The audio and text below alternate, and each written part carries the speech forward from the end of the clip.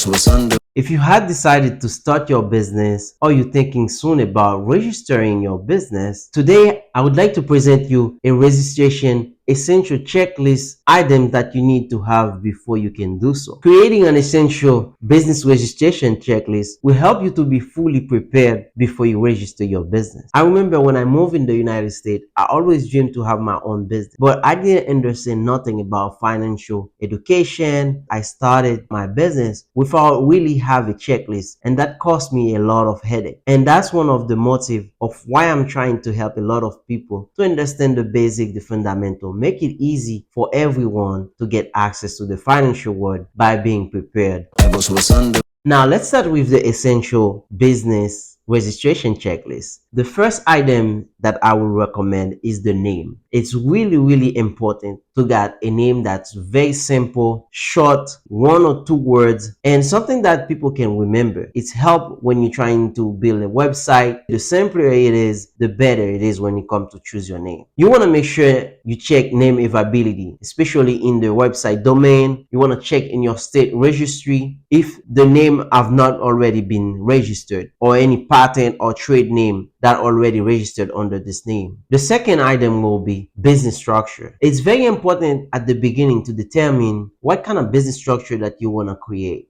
Is it an LLC? Is it a sole proprietor? And is it corporate? Is it a non-profit? In general, choosing a legal structure for your business will depend on the type of liability protection that you want to have for your business, tax exemption, and also your goal. The third essential item before you register your business will be the business plan. For this business plan, I see a lot of investors make that mistake. They brush up on the business plan. Some of them don't even have a business plan. But I can tell you, a business plan is considered as essential GPS of your business. So that's what guides you. Without a business plan, you're not going nowhere. So that's why I encourage everybody to take their time to learn about how to structure your business plan. You want to make sure you get your mission straight, your market research and financial projection, all those things. Make sure you take some time to do very good market analysis before you go out there and spending money. The fourth item will be legal requirement. You want to make sure you know what are the business permits and licenses that you need for your business. I see a lot of people, friends, family call me. They want to open a business. They don't have any clue about the license and the permits that they need to operate. One mistake you don't want to make, you already start registering and buying stuff, but you realize you don't have the permits that you need, or it's too expensive and then you can afford it. Make sure you really do your work and investigate what are the permits that you need for the business. Also zoning, you want to make sure where you're gonna have the business, is it allowed by the city, by the state, when it comes to zoning requirement. The fifth item will be your financial setup. Let's start with the bank account. For a business, you want to make sure you got a separate business account and try to avoid mingling your private money with the business finances. I would recommend all your business transaction will be made using your business bank account, not your personal account, because that can get you a lot of trouble if they audit you. And also, you want to make sure you got your accounting set up. You might want to have an accountant who help you, a tax person, your source of finances. How are you going to get that money? Where is it coming from? Are you going to bring investors? How are you going to set up your financial report, your balance sheet, your cash flow? So you really need to have a good understanding on how your financial situation is. The sixth item is branding and marketing. Let's start with your logo, how it's gonna present, the color, how is it gonna be captivating people attention, and how people gonna remember it. And also, you got to think about your website domain, how you're going to attract customers to use your website, and how you're going to generate profit using your website. Lastly, it's social media. Remember, we live in an age where everything goes to social media. So you want to know what platform you're going to use, and make sure you have different content for different platforms. So it's better attract different clients from different social media. The seventh item is the insurances. You have to protect your business no matter what.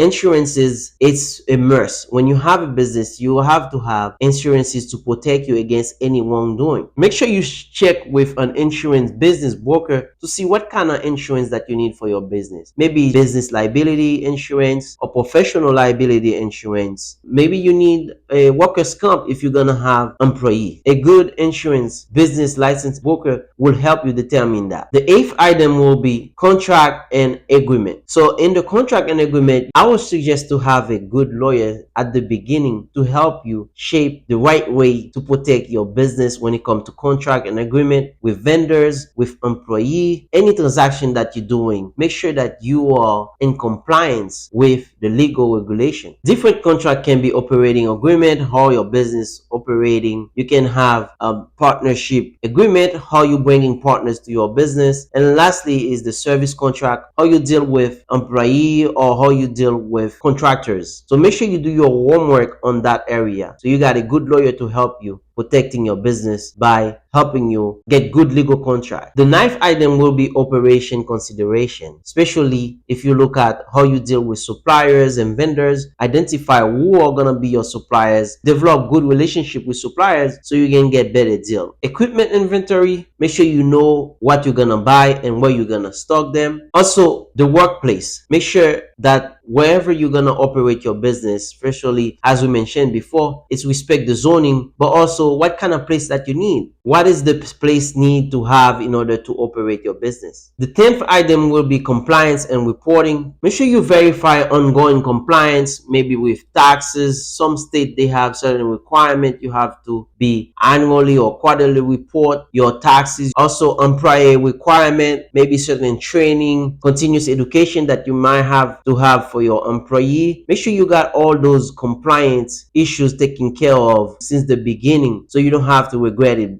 after. And lastly is the launch strategy. Now you got all your document ready, you're ready to go. So now how are you gonna launch your company after registration? This is something you can do by doing what we call a soft launch, when you like little by little you introduce your product and see what it goes before you go out there and blow up money, do a big event, and then nobody buy your product and you over supplies because you didn't do a soft launch. And now you end up with a lot of inventory with no sale. Now you have it. Those are the essentials you have to have as a business registration checklist to make sure you got all those items ready before you even register your business. I hope you enjoyed this video. If you want to hear more about those topics, don't forget to like and subscribe. Follow us on all the social media.